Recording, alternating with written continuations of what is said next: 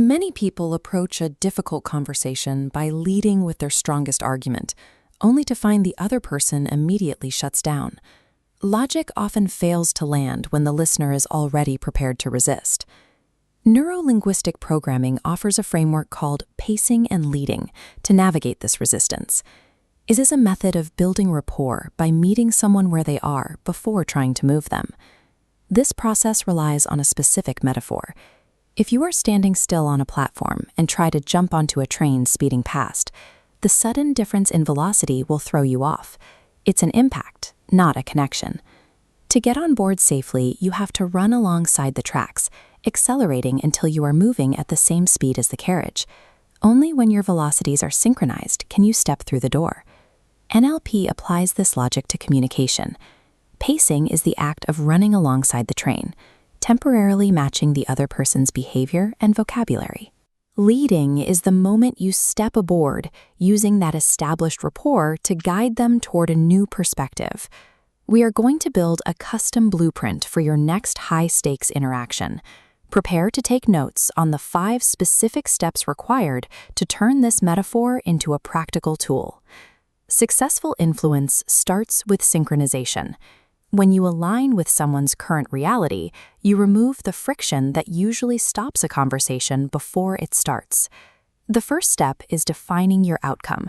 You need to identify exactly what you want to achieve before the meeting begins, so you don't get lost in the pacing process.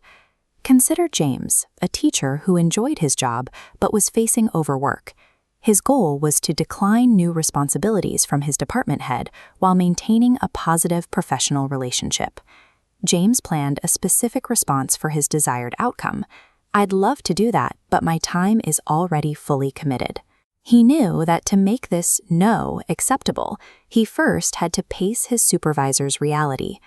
Take a moment to write down one sentence that describes the specific result you want from your next difficult conversation. Step 2 is pacing the physical.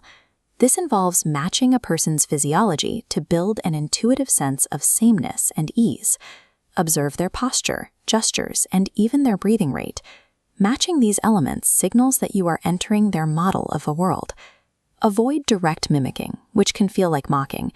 Matching is about adopting the same general energy and rhythm. If they are leaning back and speaking softly, you mirror that relaxed tempo rather than leaning in aggressively. The strategy is to pace, pace, and pace again. Jumping to your own agenda before you have synchronized with the other person's physical state usually triggers a defensive response. Once you match their physical rhythm, you reduce the intuitive sense of difference that often creates friction in a meeting. This level of rapport makes the other person more comfortable being led. Step 3 is pacing the verbal. People describe their experiences using words that reveal their internal thought patterns. If you use those same types of words, they are more likely to feel understood. NLP categorizes these linguistic choices as sensory predicates. These are the verbs and adjectives linked to our primary senses: visual, auditory, and kinesthetic. Listen for the specific sensory bucket they use. Visual people use words like see or bright. Auditory people use sound or rings a bell. Kinesthetic people use words like feel, touch, or grasp. If your boss says, "I don't see the benefit here," you match that visual predicate. You might respond, "Let's take a look at the data from a different angle." Now we reach step 4, the lead. Once you have established a foundation of rapport through physical and verbal matching, you can begin to slowly change your own behavior to guide theirs. This is a gradual shift. If they were speaking at a high-stress, rapid pace, and you have successfully paced them, you can now start to slow your own speech down. Because you have spent time in their model of the world, the other person will often unconsciously follow your lead, slowing their own breathing and speech to match your new tempo.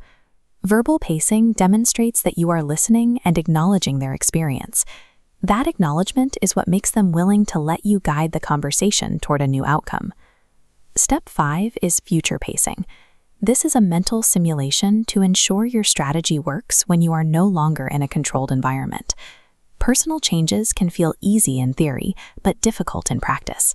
Future pacing bridges that gap by rehearsing the interaction in your mind before it happens. Imagine your upcoming meeting as vividly as possible.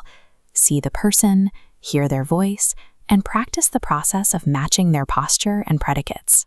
Visualize the moment you pivot to the lead, where you introduce your desired outcome, and pay attention to how that transition feels. If the mental rehearsal feels forced or causes tension, it is a sign that you need to spend more time on the pacing steps to build a stronger foundation of rapport. Future pacing transforms a theoretical plan into a tested, real-world intervention, increasing the likelihood that you will stay composed during the actual event. Your blueprint is complete. Identify your outcome, apply physical matching, use verbal predicates, execute the pivot to lead, and conduct a future pace rehearsal. You now have a structured roadmap for your upcoming conversation. Instead of merely reacting to the other person's energy, you are strategically managing the flow of the interaction.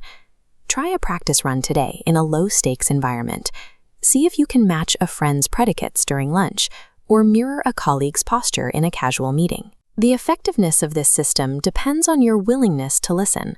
You cannot lead someone who hasn't first been adequately paced and acknowledged. Remember to pace, pace, pace, and then lead.